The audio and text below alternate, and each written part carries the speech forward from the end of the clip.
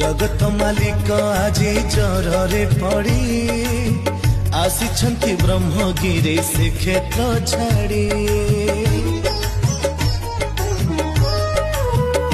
हो बड़ देउल रे देखा हे बनी बोली अलार पीठरे बे भारी गहली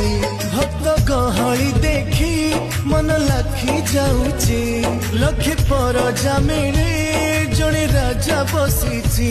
तुम लीला लगी रही थाऊ ब्रह्म क्षेत्र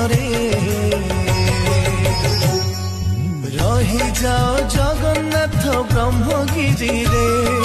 देखुथिबी नीति मोर घर पाखरे